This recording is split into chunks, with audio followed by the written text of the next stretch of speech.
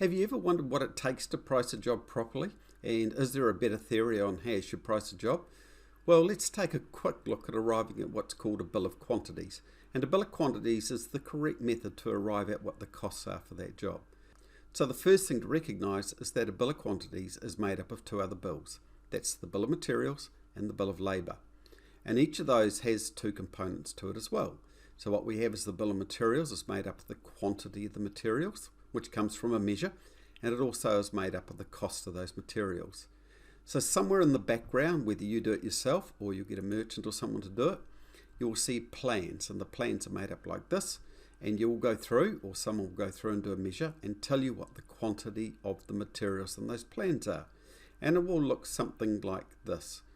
So what we have here is a list of materials that go into that particular job, just one page of them. And I want to thank Marshall Quantity Surveying for lending this to us so that we could actually have a quick look at it. So those materials, you can see the quantities and the cost per unit and then the total cost. So it also makes sense that once I know what the materials are, I can probably go through and quantify the labour. So the materials become what I do as far as the labour goes. And once again, I want to arrive at the quantity and the cost of that labour.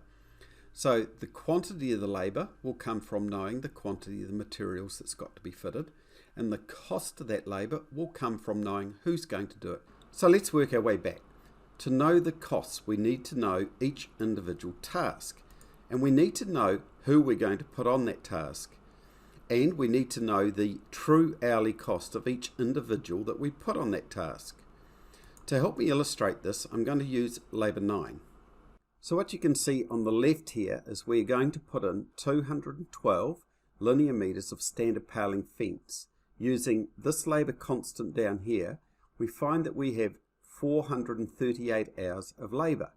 Now the cost of that labour is going to be dependent on which individuals I use to do it. So if I use two of my more expensive staff, say Alan here, and down here Brian, you can see that the cost comes out at $18,490. But it's just a fence. So what if I choose to use two less expensive staff? And I move away from Alan and Brian and I use Donald and James. The 18,490 becomes 14,734. Now keep in mind that this is just one task on a big job. So what you can see is the cost of the labour is highly dependent on the individuals that you use and what their true hourly cost is. Now you may be thinking, does this really make a very big difference over a whole job? Well, would you believe that if we took a job like that one I showed you earlier, that if you use a global rate, say $42 an hour, and you apply it, or you use a more specific way, like I just demonstrated, then the difference can be quite significant, as in $180,000 worth of labour one method, and the other method $129,000.